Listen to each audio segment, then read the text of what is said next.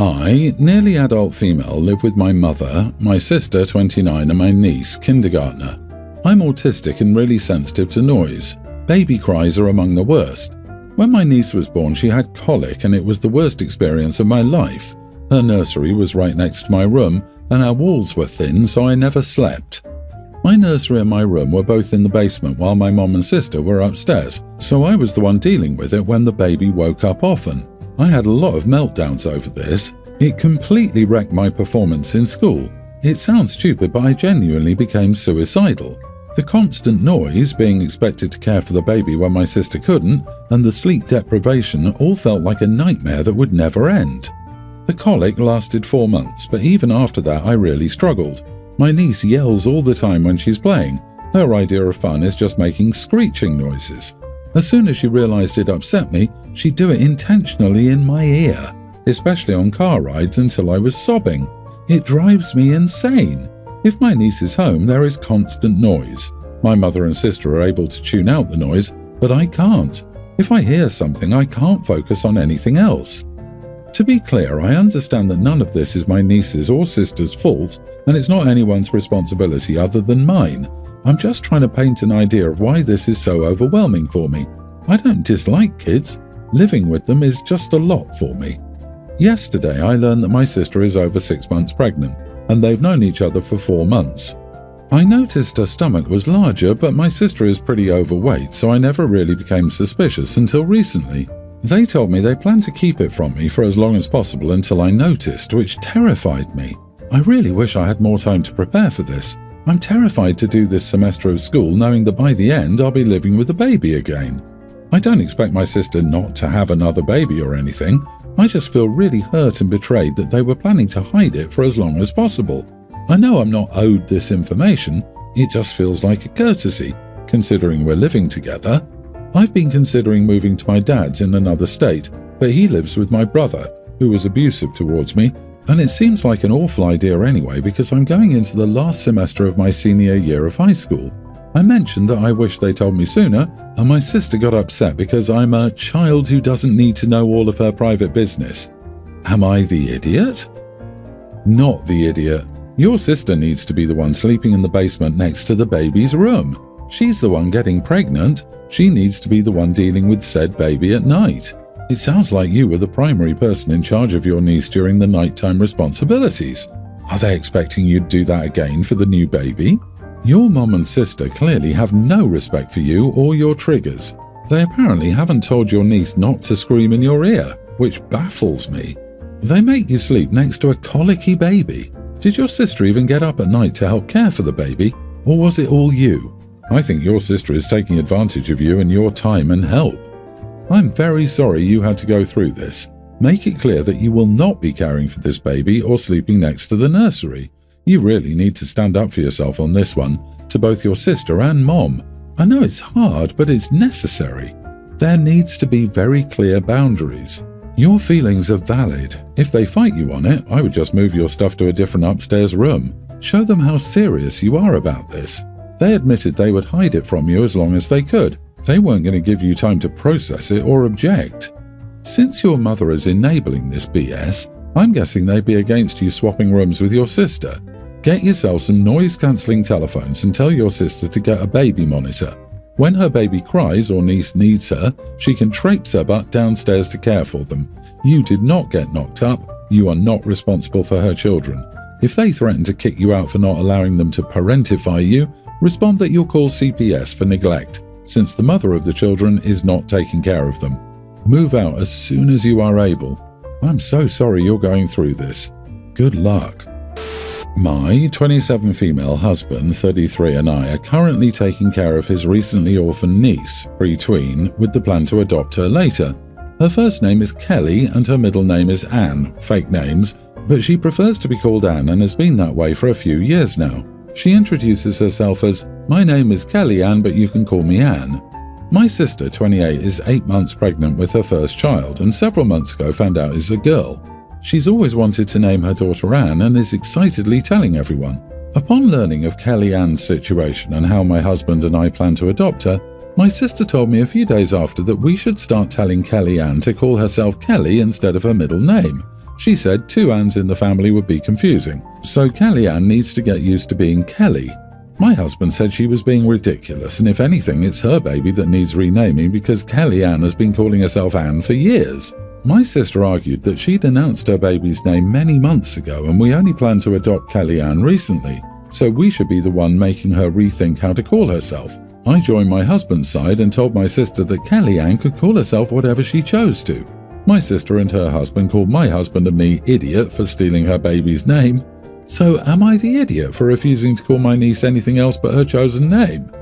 Not the idiot. No one should have to choose a different name. I know a few families with cousins who share a first name and it's not a big deal. If your Ann doesn't want to have 2 Anns, then she shouldn't use it. But expecting a child to adopt a different name than she's been using just because she, the sister, has decided to use the selected name is entitled and mean to say the least. Your sister and her husband are being absurd. There is not really any such thing as stealing a name, and Kellyanne has been alive for far longer than their child and has been using the name for longer too. Out of curiosity, would they also expect you to change that child's name if you were to later adopt an older child into the family who came with the same name as one of their kids? Ludicrous. Exactly this. Anne has already lost so much. She shouldn't have to lose her name. Let's further traumatize Anne by forcing her to change her name for a baby that sister sees as a more legitimate family member than Anne. I mean, that's really what's going on. Sister sees herself and her baby as more human than Anne. Sister is gross and needs help. I had a way less difficult situation with my family. My wife and I chose names for our children way before we got pregnant. For a boy, we chose the name Jack, not the real name. We didn't tell family back then, and my sister, living with my parents, got herself a cat called Jack. So now we have a son with the same name as the cat. But who cares? We even call them Human Jack and Cat Jack. Tell your sister, great, we can call them Big Ann and Little Ann. My 28 male sister, 33, is visiting me this week with her daughter, my niece, young teen. I was excited to host them in my house as I haven't really seen my family much ever since I moved away from our home state for my career. For context, I'm a lawyer at a large firm. That means I have to take work home often, so I have a room in my house set up as an office. My office has privileged information about cases and clients. Long story short, when my sister and niece arrived yesterday, and after I helped them get settled in, I told them that there's only one rule that I have for staying in my house. My office is off limits. Fast forward a few hours, and everything's fine and dandy. I'm just sitting on the couch with my sister watching a movie, until I get a call from a senior associate at work asking me to do a quick review of a document that he sent me via email. When I get upstairs, I see the door to my office is wide open and the lights are on. When I went in to investigate, my niece was sitting in my chair and taking selfies with her feet on my desk. I was beyond furious. I have only one rule for guests at my house, and it's to stay out of my office. I have that rule for a reason. Not only would I be at risk of disbarment, but the integrity of the entire case would be jeopardized if any of that information is leaked. While I'm not accusing her of that specifically, I don't want uninvolved people in my office taking pictures and posting them on social media where there may or may not be protected information in the view of the camera. I asked her what she was doing and she said, "I was just curious, I want to be a lawyer like you when I grow up." I told her, "Get the heck out and stay out, you little witch." My sister came running up the stairs after my niece started crying, and she told me that I was a monster for talking like that to a kid. I told her she had no business being in my office, and my sister said it didn't matter because she's just a kid. So, am I the idiot here? Everyone's the idiot here. A young teen is old enough to understand that a certain room is off limits and not to go in there. Your sister, because she doesn't seem to be teaching her daughter to follow the rules that you set out, and not giving her daughter any consequences for entering your office without permission. But calling niece a witch was taking it way too far. As a lawyer, you should have a much better grip on handling stressful situations without losing your cool. Yeah, dude, what's wrong with you? As a solo practitioner, I have to say this.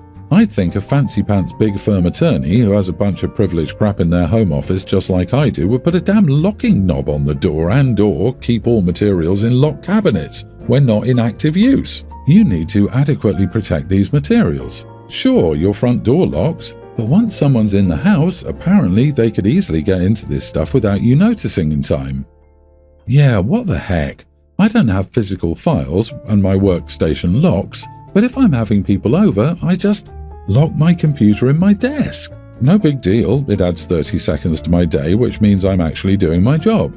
Even a spouse being able to access it would get me in trouble if I was found out, and calling a girl names was pathetic of OP. You're a lawyer, supposedly a professional person. Be better. My spouse and I have 2 sons. We discussed changing our wills with some new developments and had some negative feedback from friends. My younger son married his college sweetheart. They have 3 kids with a 4th on the way. His wife's family is extremely poor and has never been able to help financially. We cover quite a bit since there's no help from one side. She also has multiple siblings, and whatever is left in her parents' estate is being split among them all. It will likely be very little. My older son's wife's family is of equal, if not more, wealth to us and provides for their daughter without hesitation. As such, we haven't given them much help since it was never needed. This daughter-in-law is not only an only child, but the single member of her family in that generation. She is set to inherit from half a dozen estates as the last living relative. They also do not plan on having children. Our wills, written before either was married, were initially equal splits. With how things have gone, we feel we should leave the majority to our youngest. They will get next to nothing from his wife's family and have children of their own to support. My older son will inherit more than enough from his wife's side to equal out. We were talking about this with some friends and they said we should be prepared to cause tension by treating our sons differently. My spouse and I believe our reasoning is sound. We love both, but one needs more support from us. Are we correct or are we being idiots? You are the idiot, LOL. I legitimately thought you would give more to the other son to make up for favouring the son who keeps having kids he can't afford. But nope, you're just going to continue to favour the irresponsible one. Give the younger son some condoms. It sounds like that's his main need at the moment. Ah, that's the answer. OP is your money, but your son will probably resent you for this. His wife is set to inherit, but he's not. So if anything happens to them, he's out in the cold. Is that fair? Your younger son needs more money because they have 4 kids. Kids that, by the sound of it, they can't really afford. I understand your reasoning, but this is an issue he is causing himself. I second this. If anything should happen to the older son's wife, she dies before her relatives, he will inherit nothing while your younger son gets it all. If your older son's marriage ends in divorce, he will not be entitled to her inheritance, and as you left him with nothing, he will not get his own.